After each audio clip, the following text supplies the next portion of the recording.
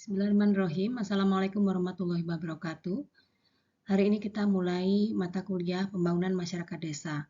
Dalam video ini ada 3 poin yang ingin saya jelaskan. Yang pertama adalah materi apa saja yang akan kita pelajari, kemudian cara penilaian, dan yang ketiga adalah sedikit pendahuluan tentang apa itu pembangunan masyarakat desa. Sebelum UTS ada 6 poin yang akan kita pelajari. Yang pertama hari ini ya, pendahuluan. Kemudian insya Allah untuk ke depan kita akan belajar tentang konsep kesejahteraan, konsep pembangunan masyarakat desa, dimensi-dimensi apa saja yang tercakup dalam pembangunan masyarakat desa. Dan selanjutnya kita akan mempelajari pembangunan masyarakat desa dalam konteks keseimbangan antara pembangunan masyarakat desa dengan pembangunan masyarakat kota, di mana di sini adalah dan program-program yang ada di desa dan kemudian kita bandingkan dengan program-program yang ada di perkotaan. Dan yang keenam, sebelum kita melakukan UTS, kita ada pembangunan berbasis pemberdayaan.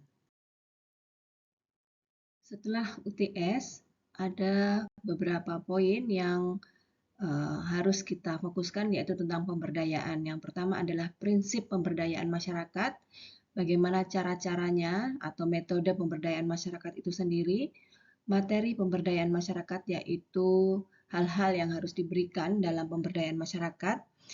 Kemudian kita diajarkan cara merencanakan program pemberdayaan masyarakat di desa. Dan kemudian bagaimana cara meningkatkan partisipasi masyarakat dalam program tersebut. Kita juga akan mempelajari tentang ketenagakerjaan dan mobilitas sosial dan urbanisasi dari masyarakat perdesaan. Setelah itu, maka kita akan melakukan ujian akhir semester. Penilaian akan terdiri dari beberapa komponen, yaitu yang pertama adalah ujian tengah semester, bobotnya adalah 20%. Ujian akhir semester yaitu 20% dan terakhir adalah case base, yaitu Anda akan bekerja bersama kelompok tapi penilaian akan berdasarkan pada penilaian individu. Ini adalah komponen terbesar yaitu 60%, maka Anda diharapkan untuk bekerja sebaik-baiknya dalam mata kuliah ini. Nah, ini kita akan melihat sebuah video tentang bagaimana perencanaan dan pembangunan perdesaan. Dan di sini Anda akan melihat dari A sampai Z bagaimana seorang pemimpin atau pejabat daerah merencanakan sebuah pembangunan perdesaan.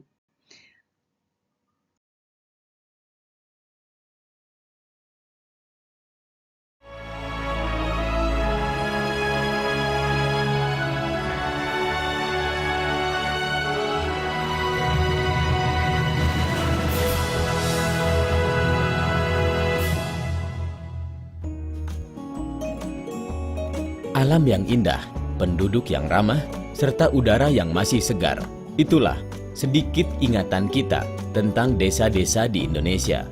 Namun, di balik keindahan alam di desa, ada banyak pekerjaan rumah tangga pemerintah yang harus dilakukan untuk membangun desa dan membina masyarakat agar sejahtera.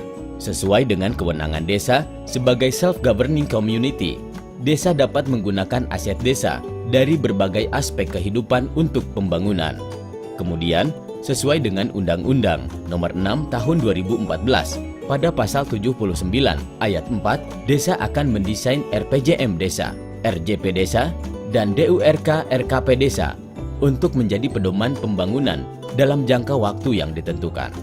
Rencana pembangunan desa tidak hanya bersifat fisik, tetapi juga dalam pelayanan publik, ekonomi, kelembagaan, serta pemberdayaan masyarakat itu sendiri.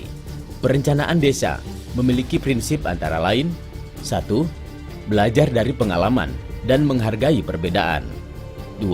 Orientasi pada tujuan praktis dan strategis. 3. Keberlanjutan. 4. Informasi desa dari masyarakat. 5. Partisipatif dan demokratis. 6. Pemberdayaan dan kaderisasi. 7. Berbasis kekuatan. 8. Keswadayaan. 9. Keterbukaan dan pertanggungjawaban. Dalam rangka meningkatkan kualitas hidup masyarakat desa, diperlukan kerja keras dan gotong royong antar warga dan pemerintahnya. Setelah peraturan dan tata kelola sudah disiapkan, perencanaan yang matang sangat dibutuhkan. Mekanisme perencanaan desa dibuat berdasarkan aspirasi dan partisipasi warga dengan elemen peraturan desa.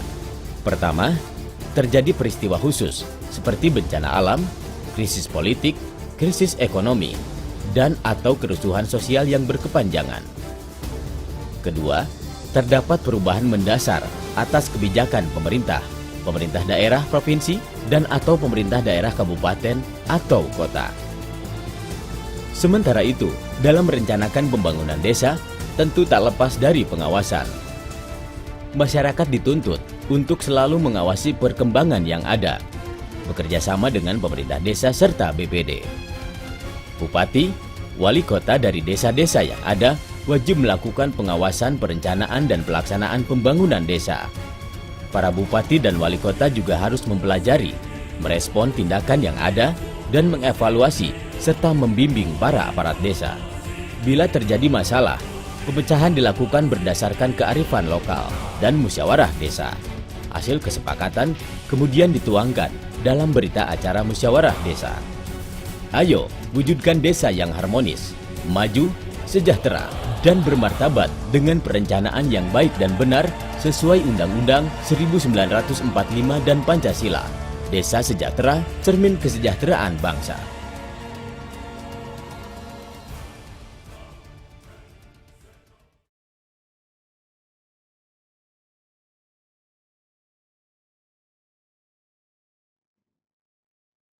Setelah Anda melihat video di atas, maka Anda diharapkan segera membuat membentuk WhatsApp group bersama saya, dan Anda bisa melihat nomor WhatsApp yang bisa Anda masukkan ke dalam WhatsApp group tersebut. Terima kasih, saya tunggu di WhatsApp group karena akan kita bicarakan tugas untuk hari ini. Wassalamualaikum warahmatullahi wabarakatuh.